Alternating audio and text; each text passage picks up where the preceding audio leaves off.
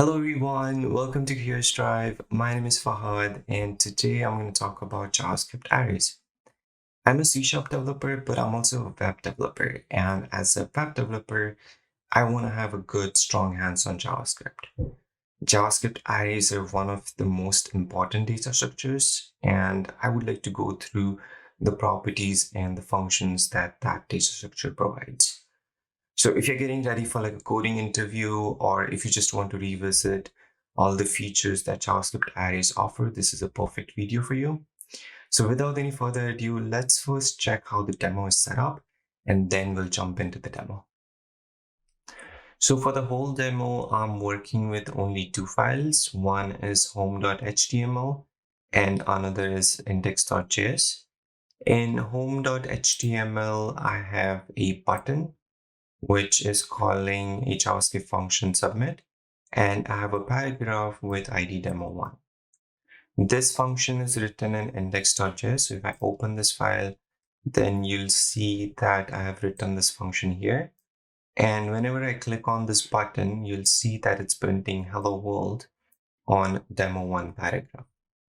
So if I have to print something on the page, I'm using this inner HTML. There are a few cases I'm logging results in console log too. So this is how the demo is set up. Let's check out what all things a JavaScript array can do. Arrays are the most important data types in any programming language. Arrays help you store multiple objects in a single variable. Let's say if I want to create multiple names, instead of creating multiple variables for all my names, I could create a single variable and store all my names as an array. Let's try to do that. For that, I'm going to create a variable called as names. And to store multiple string values in it, I'm going to use square brackets. And in this square brackets, I'm going to pass all my names comma separated. The first name is going to be John. The second name is going to be Jane. The third name is going to be Fahad. The last name is going to be Man. Now, my names is a string array. It's storing all the strings in this. Now, if I want to access one of these elements, I'll have to use their index. Arrays always start from 0 index. That means John is sitting at 0, Jane is at 1, Fahad is at 2, and Monica is third element. So if I want to print value of John, I'll have to use its 0th index. For that, I'm going to say names and then pass its index in square brackets. Now, if I click on submit, that's going to print John on my screen here. If I pass 3 here, the third element is 0th, first, second, and third is Monica. So it should print Monica on my page here, and it does. You can also store numbers. Let's say if I want to store their scores, for that I'm going to create a variable called as scores, and then I'm going to pass numbers here, comma separated. For that I'm going to say 35 is John's score, Jane scored 90, Fahad scored 77, and Monica scored 80. Now I have a number array. Now if I want to access this array, I could use scores and the third element, which is 80. So if I submit now, it's going to print 80 here. You can also change their values if you like. Let's say if I want to change value of this second element in the scores, I could access it by passing its index, which is the first index, and change the value to 50 and try to print that on the screen. It's going to print 50, which is modified value. The original value was 90. So this is how you can create arrays for strings and numbers. In the next section, I'm going to talk about how you can create arrays for objects. In the previous section, I talked about how you can create array for numbers and array for strings. In this section, I'm going to talk about how you can create array for objects. First, I'm going to create a class which is going to hold properties like name and score. And then I'm going to create objects of that class and then put those objects in an array. To create a class, I'm going to use class keyword. Then I'm going to name my class as student. Then I'm going to define its function, which is going to take two parameters, name and score. And then I'm going to assign those parameters to its properties by using this keyword. So I'm going to say this.name is equal to name, and then this.score is equal to score. Now I have a class student for which I could create objects. Let's go ahead and do that. For that, I'm going to say let student1 is going to be John. So I'm going to say new student, which will create an object for student class, and in which I can pass name John and his score. So now I have the first student's object where name is John and score is 35. This way I can create 3 more students, student 2, 3, and 4. The second student is going to be Jane. Her score is 90. Third student is going to be Fahad. His score is 77. Fourth student is Monica. Her score is 80. Now I have 4 students, and I can put these objects in an array. For that, I'm going to create another variable, and I'm going to name that variable as students. And I'm going to again use square brackets in which I'm going to pass these objects comma separated. So the first student is going to be student 1, and the second is going to be student 2, third is going to be student 3, and fourth is going to be student 4. Now I have an array which is holding array of students, which is holding all the students. Now if I want to access the objects inside this array, then I'm going to use the same method. I'm going to use students instead of scores here now. And I want to access the first student. The array starts with 0th index. So I'm going to use 0 here. And now if I want to access its property, I'm going to hit dot here, and it's going to give me the list of its properties. I'm going to print name, which is going to be John in this case. If I refresh the page, click on submit, it's going to print John here. If I change this to 2, the second student is me because I'm at the second index here. If I refresh the page and click on submit, it's going to print my name. You can also access its other properties too. Let's say if I want to print a message saying that has scored, and then I want to concatenate its score. So I'm going to say student2.score. And now if I refresh the page and click on submit, it's going to print Fahad has scored 77. I can also change that for some other student. And then refresh the page, click on submit, it's going to say Jane has scored 90. So this way you can create objects of a class and then put those objects in an array and access them by their index. In the next section, I'm going to talk about properties and functions of an array. You can use array's length property to figure out how many items are there in a particular array. I have names array here, and let's say if I want to find out how many items are there in names array, then I can use names length property. If I click on submit, it's going to print 4 because there are 4 items in this array. Now I can use this length property to figure out how long I should run a loop to get hold of each element in the array. Let's try to use a for loop for that. I'm going to start a for loop at 0 because that's where an array starts. And then I want it to keep on going until names.length because that's how long the array is. And then I want it to increment it by 1 because we would like to get hold of each element in the array. Now, if I want to access each element, I could use this index, which is going to change for each loop. I want to print these names in console log. So I'm going to say console log, and here I'm going to pass names. And to access each element, I'm going to pass I here, which is going to change for each loop. When the loop starts, it's going to be 0. It's going to print John. For the second loop, it's going to be 1. It's going to print Jane, and then Fahad and Monica. Let's refresh the page and open our developer tools here. And now if I click on submit, it's going to print John, Jane, Fahad, and Monica. If I add another element here, let's add Sherlock here, and then refresh the page, click on submit, it's going to print John, Jane, Fahad, Monica, and Sherlock, and it's going to print the new length here in inner HTML of demo 1 paragraph. So this is how you can use for loop and its index to loop through each item in the array by using its length property. In the next section, I'm going to talk about array functions.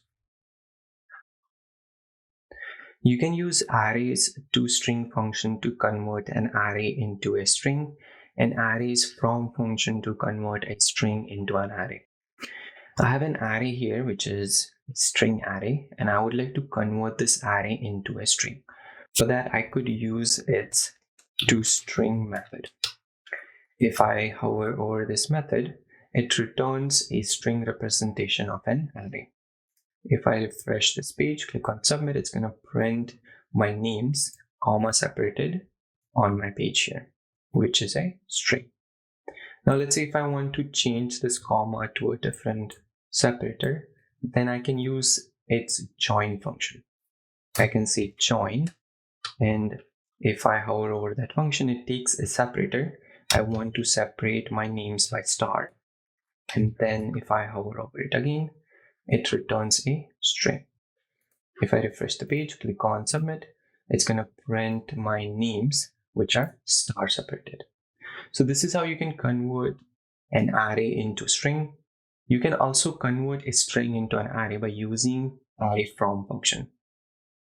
So let's try to do that. For that, I'm going to define a language, which is going to be a string, and language is going to be JavaScript, of course.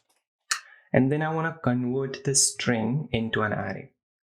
For that, I'm going to use its array from function.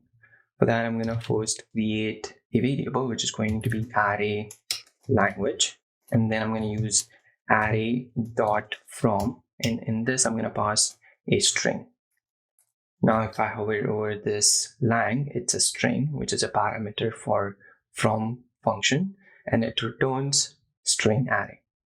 Now, instead of printing names, let's print this array lang, which is a string array.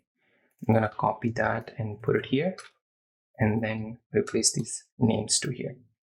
Now, if I refresh the page, click on submit, it's going to print JavaScript character by character because it converted the string into a string array. So this is how you can convert your arrays into strings and strings into an array. In the next section, I'm going to talk about how you can add and remove elements from an array.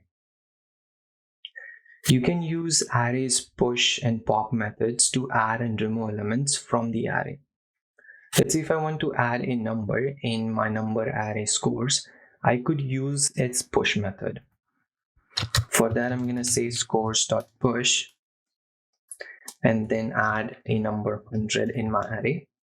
Then I'm printing the scores array in my console log here. If I refresh the page and click on submit, then it's going to print the original array, which is 35, 90, 77, and 80. And then towards the end, it adds 100 and then prints it in the console log. If you want to remove the last element, then you can use its pop method. For that, I'm going to say scores.pop, and this will remove the last element from the array, and it will print 35, 90, and 77 in my console log here. If I hover over this method, it says it removes the last element from an array and it returns it. So for some reason, if you want to get hold of that last number, you could store it in a variable, and I'm going to print it on my page here.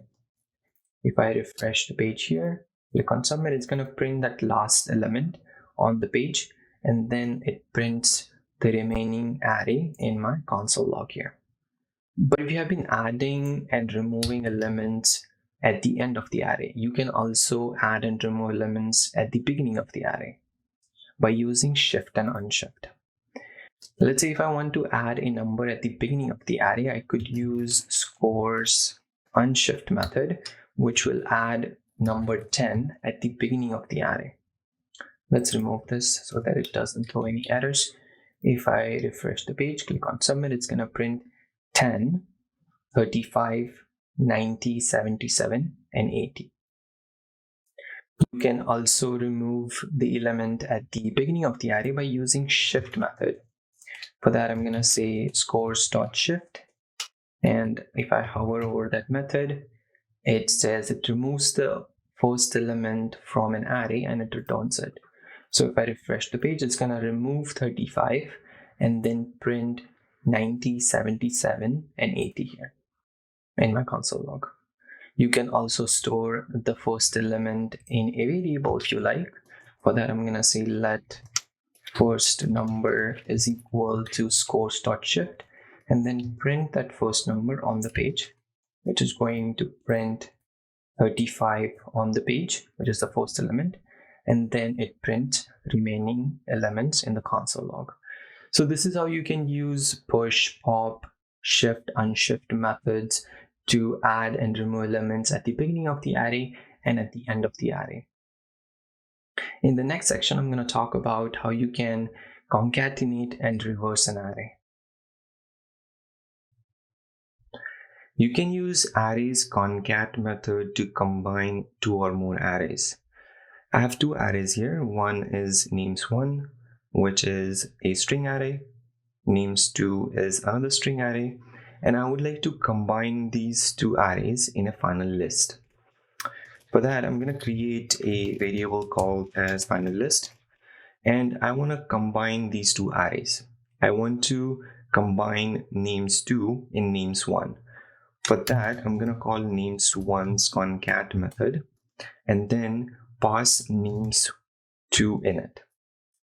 If I hover over this method, it takes string array as parameters, and you can pass more arrays in it if you like. If you want to concat more arrays in names1, you can pass them comma separated in this method. If I hover over this method again, it returns a string array that we are storing in final list. And let's print this final list instead of printing names in our console log. If I refresh the page, click on submit, it's going to combine these two arrays in final list, and then we are printing that final list in the console log. So this is how you can combine two arrays. You can use arrays reverse method to reverse the order of the array if you like. Let's say if I want to print Satya, Steve, Bill, Sherlock in that order, then I can use arrays reverse method for that. Let's store the reversed array in final list and then call final lists reverse method to reverse the elements in an array and return that as string array, which will get stored in final list, and that's what we are printing in the console log. If I refresh the page, click on submit, it's going to print our array in the reverse order. Satya, Steve, Bill, Sherlock, like that. You can use arrays indexOf method to find out where that element is. Let's say if I want to find where Sherlock is in final list, then I can pass Sherlock in my final list indexOf method to get the index of that element.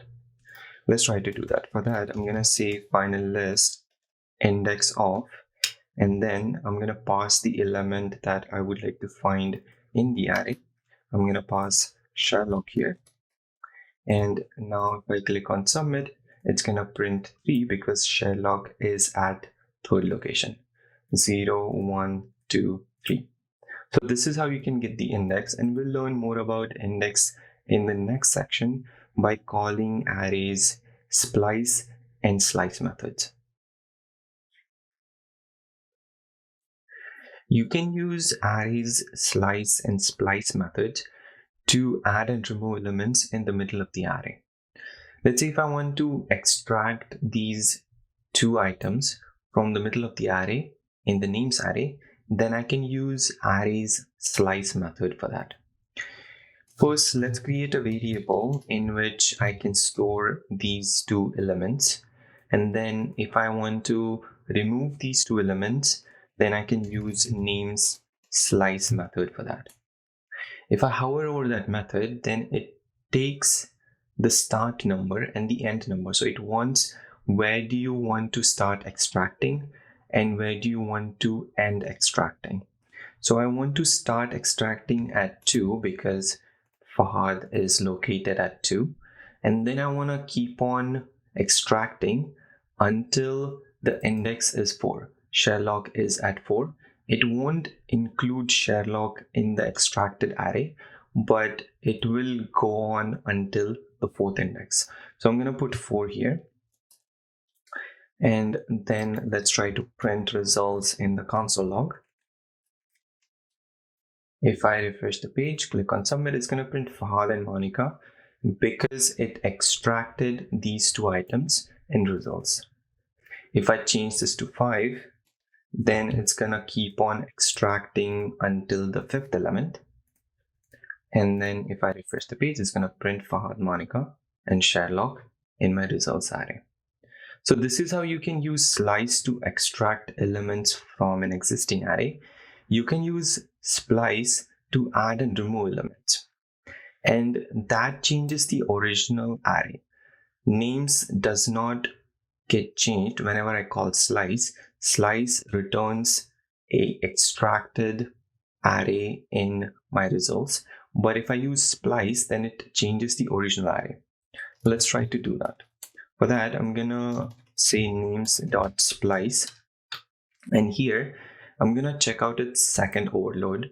Here it's asking the start number and the delete count, and then we can pass items in it to add.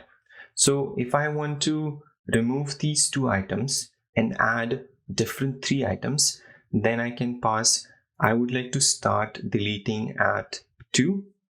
I want to delete 2 items, and the items that I want to insert in my existing array are Bill, Steve, and Satya. Now it will return these 2 items and add these 3 items in my array. Let's try to print names in my console log. If I refresh the page, click on submit, it's going to remove Fahad and Monica from the array and then add Bill, Steve, and Satya at those locations. And then at the end, it prints Sherlock because we are not deleting Sherlock from the array. If I want to delete Sherlock from the array, I can increase the delete count here and then refresh the page, click on submit. It's going to print John, Jane, Bill, Steve, and Satya as my original array now. So this is how you can use slice and splice methods to add and remove elements in the middle of the array. In the next section, I'm going to talk about some of the functions that array has, which takes another functions as parameters.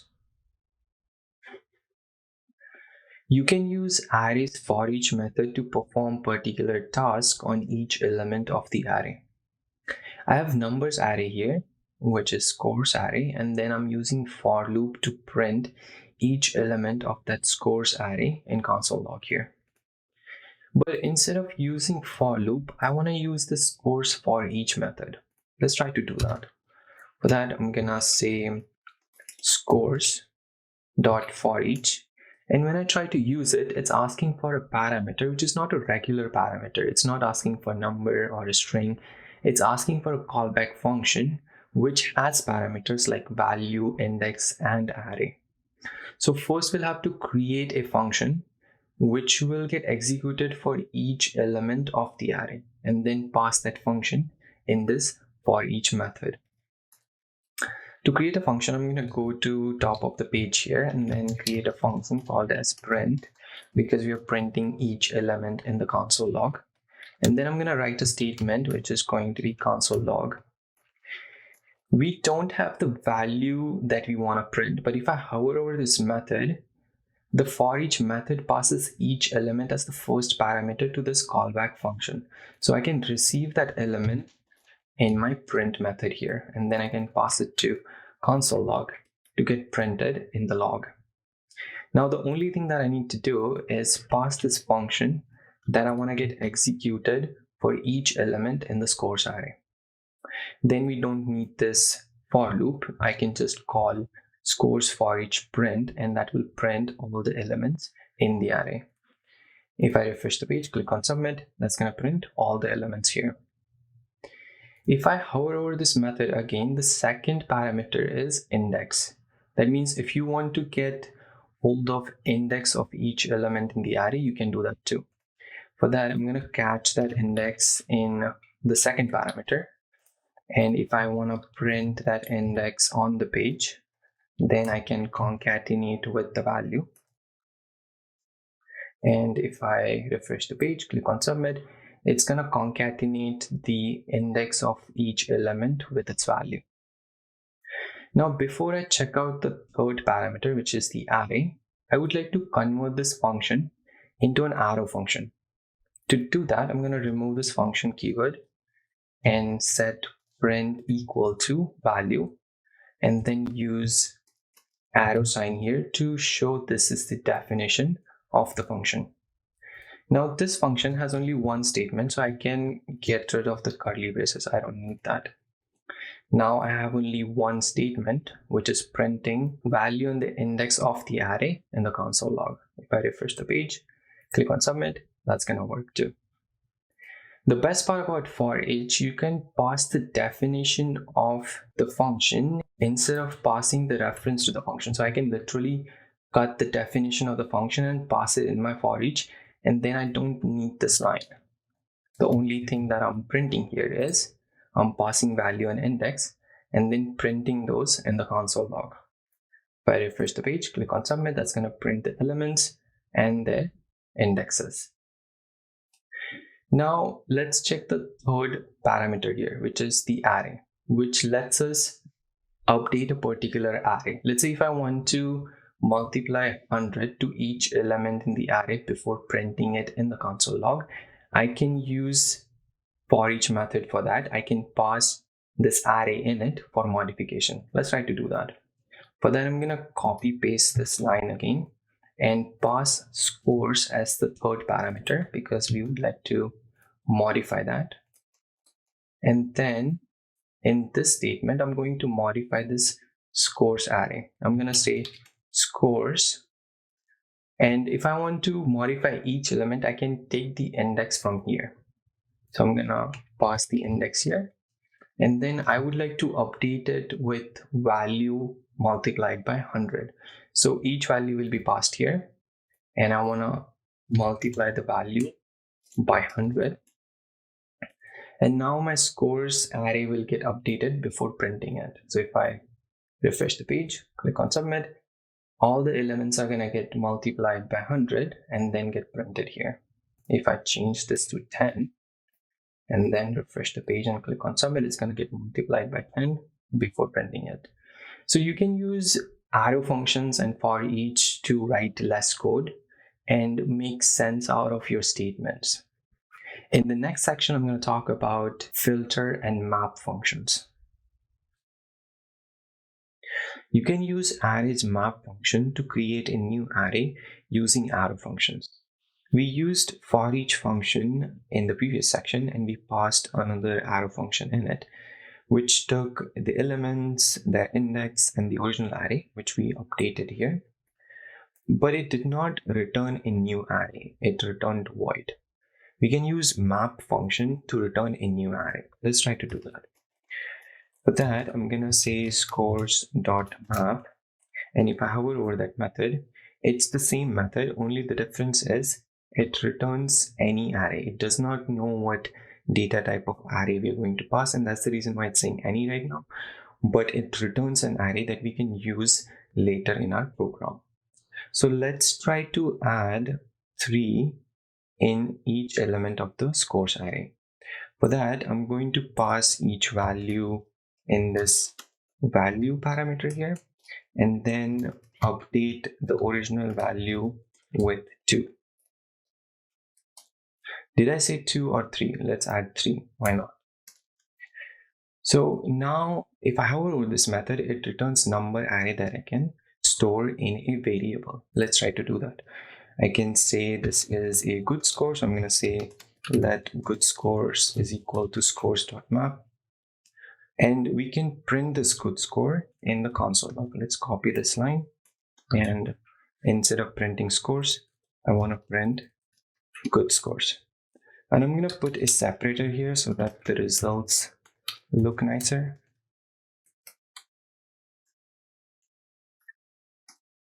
So if I refresh the page, click on submit, it's going to print the original array, which was this array. And then it added 3 to each of the scores array, and it created a new good scores array. If I print my scores array again, let's try to do that. It hasn't changed. I'm going to copy this forEach line, which prints the value in the console log. So I'm printing the original array and the good score array, which is the new array, and scores, which is the original array. If I refresh the page, click on submit, it's going to print the original array. It creates a new array, and this is the original array. So this is how you can use map to create a new array instead of working on existing array. In the next section, I'm going to talk about filter methods. You can use arrays filter method to filter elements from an existing array. Let's say if I want to get score which is greater than 75 in the scores array, then I can use scores filter method for that. Let's try to do it. For that, I'm going to say scores.filter. And when I hover over that method, it looks a lot like map method, but the major difference is it takes predicate as the function reference, whereas map takes callback as the function reference. The difference between predicate and callback function is predicate has to return true or false in the function, whereas callback function doesn't have to do that. And it makes sense, right? Because we're checking if each element is greater than 75 or not as a condition, and then we can receive that array in local variable. Let's first try to create that function which returns true or false depending on if the value is greater than 75 or not. For that, I'm gonna say function is score greater than 75. And if I hover over this filter method, it passes each element as the first parameter. So I can grab that here in the predicate function here. And then I'm going to check if the value is greater than 75, then return true, else return false. Now I can pass this function as parameter to this filter method, and then I can receive the filtered array into a local variable. I'm going to say let awesome scores is equal to scores.filter is score greater than 75. And let's try to print that awesome score right next to it. So if I refresh the page and click on submit, it's going to print my good scores array, which is adding 3 to each score and then printing it. And then I'm filtering my array to check if the score is greater than 75 or not, and storing that in awesome scores. And then again, I'm printing good scores. So let's change that to awesome scores here. And then refresh the page and click on submit. And then it's going to print my filtered array in my console log. It's going to check if each element is greater than 75 or not. And then it will print those elements in the console log. So this is how filter works. You can pass predicate function to it and check each element for a condition and return filtered array in a local variable here. Now let's try to convert this function into an arrow function. For that, I'm going to remove this function keyword and then say is score greater than 75 is a function which takes value as a parameter. And then I'm going to use arrow sign here to direct it to a definition here.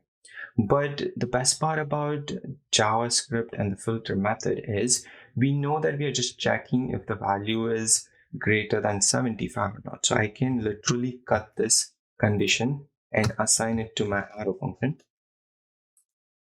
And then I do not need the definition where I'm saying if, else, return true or false. I do not need that. I only need the condition which is checking if the value is greater than 75 or not. Now, if I refresh the page and click on submit, that's going to print my good scores array and the filtered array like it did before. And now I can pass this function definition as parameter in the filter method instead of passing the function reference here. Now, if I refresh the page, click on submit, that is also going to work.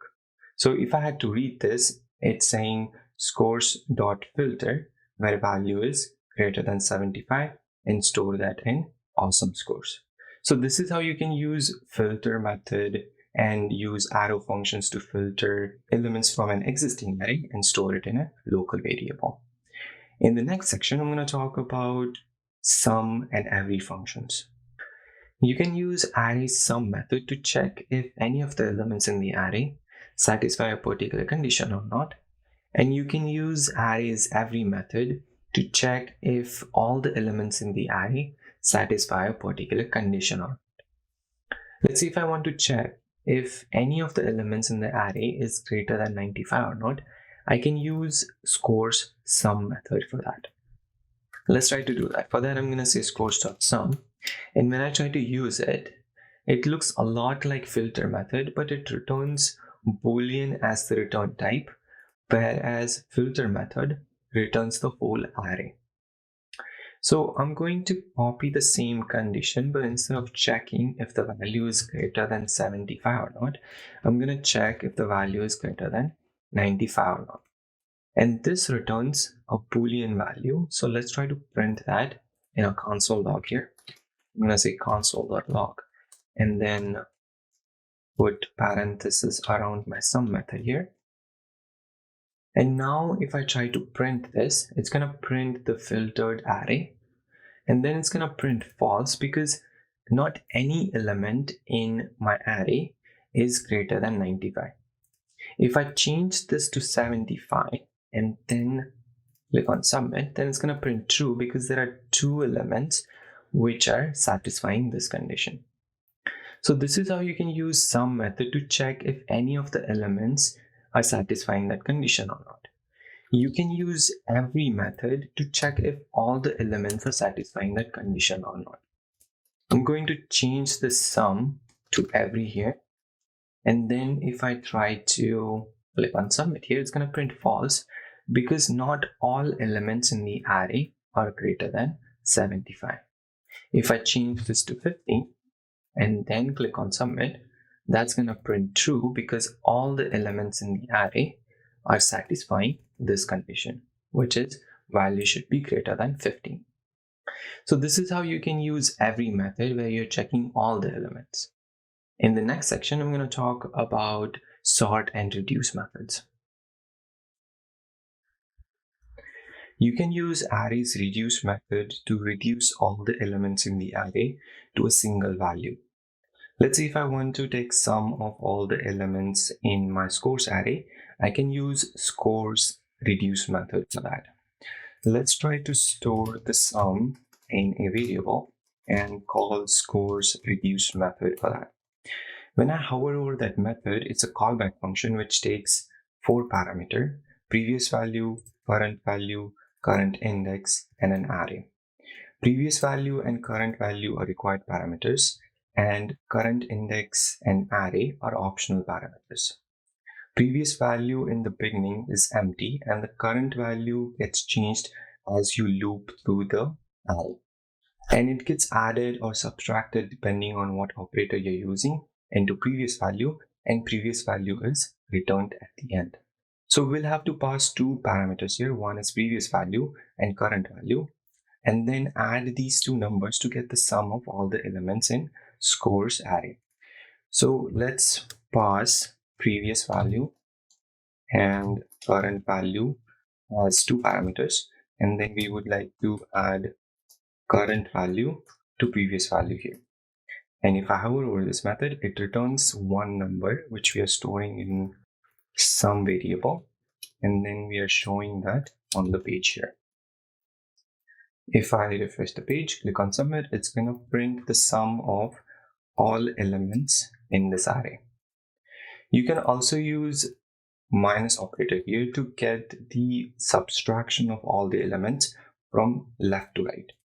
Let's say if I want to get the subtraction from left to right, I can get it on my page here. Let's say if you want to get subtraction from right to left, you can use reduce right method for that.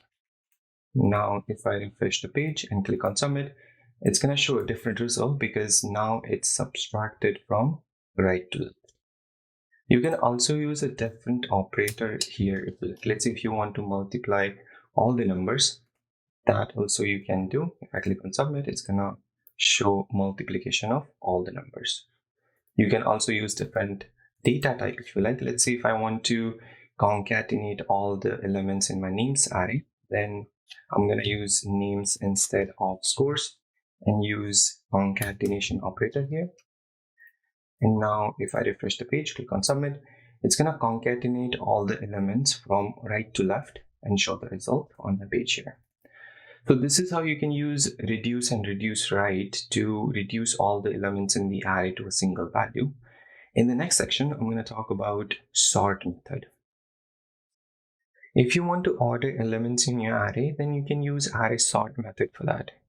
Let's say if I want to sort my scores array, which is a numbers array, and I want to sort these scores in ascending order. For that, I can call scores sort method for that. Let's try to do that, and then I'm printing all the scores in the console log using forEach loop.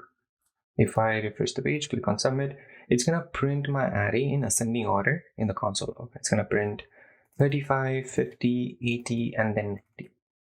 But let's say if I want to order my elements in descending order, then I'll have to pass the comparison function here. If I hover over this method, it's taking comparison function, which is a nullable function reference. That means you don't have to pass this function reference every time you want to call sort method. But whenever you pass this function, it's used to determine the order of the elements. It is expected to return negative value if the first argument is less than the second argument, 0 if they're equal, and a positive value otherwise. If you omit this function, then the elements are sorted in ascending order of ASCII character order. So if you want to sort your array in ascending order, you'll have to pass this as the comparison function there. But if I want to order in descending order, I can swap these values and the array will get ordered in descending order. Let's try to do that. For that, I'm going to pass the comparison parameters here, which are a and b, and then I want to return b minus a. And now if I refresh the page and click on submit, it's going to order my array in descending order. It's going to print 90, 80, 50, and then 35. But if I try to do this on names array, which is a string array, that's not going to work because strings don't understand what this minus sign is. I'm going to try and do that and see what happens. If I refresh the page, click on submit, nothing is going to change in that array. It's going to print like how it is right now. But if I want to sort it, I can sort it in ascending order by passing no parameters, and then refresh the page and click on submit. It's going to sort my array in ascending order of the ASCII character. But if I want to order it in descending order, I just have to call its reverse method for that. And now if I refresh the page, click on submit, it's going to order in descending order of this array. So this is how you can order your string arrays in ascending and descending order. With that, I'm going to stop talking about arrays and move on to something else. But there are few methods that I did not cover in this tutorial, like copy within or entries or last index or keys. There are some methods. We covered most of the methods in this tutorial, but there are some methods which I haven't covered. But you can check out this article and try these functions yourself. We need to move on to some different topics in this tutorial. In the next section, I'm going to talk about data objects. So that's all about JavaScript arrays. If you want to check out the complete course on JavaScript, I've put that link in the video description. If you have any questions, you can ask them in the comment section below, or you can reach out to me on my Twitter or Facebook handle. Thanks again for watching. I'll see you in the next one. Bye.